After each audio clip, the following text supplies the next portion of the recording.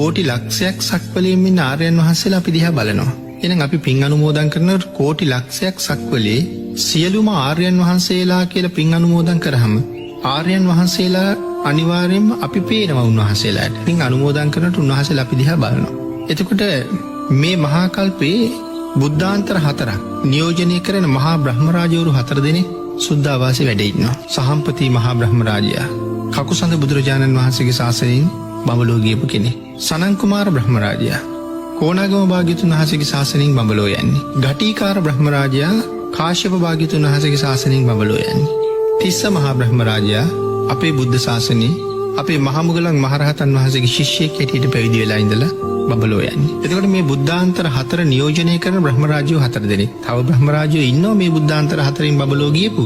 මේ ශාසනයේ විශේෂයෙන් සඳහන් කරන සුවිශේෂී බ්‍රහ්මරාජයෝ 4 දෙනෙක්. එතකොට මේ 4 දෙනාගේම නම කියලා ඒ ආර්යයන් වහන්සේලා 4 දෙනාටම පින් අනුමෝදන් කරලා.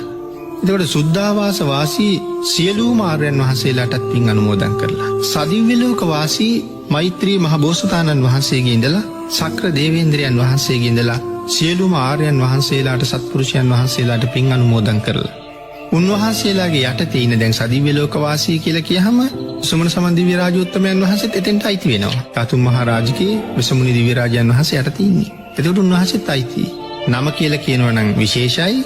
නැතුව පින් අනුමෝදන් කළත් උන්වහන්සේලා අපි දිහා එතකොට බලන. විශේෂයෙන් නම කියලා පින් අනුමෝදන් කරාම කවුද හැමදාම අපිට නම කියලා අඬ ගහලා පින් දෙන්නේ? ඒ අය දිහා විශේෂයෙන් බලනවා. සඳහන් කරනවා රැකවරණය සලසන්න පටන් ගත්තාම අම්මා කෙනෙක් දරුවෙකුට බලනවා වගේ බලනවා කියලා. බොහෝ තැන්වලින් අපිව බේර ගන්නවා. මොකද අපි උන්වහන්සේලාට පින් දෙනවා. ඒ නිසා රැකවරණයට ඉන්නවා. ඒ නිසා එහෙම පින් දෙන එක හරි වටිනවා. ඊළඟට අපි මේ කතා කරමින් හිටියේ පෙර පින් ඇති බව පිළිබඳව. ඒක අපේ භාග්‍යතුන්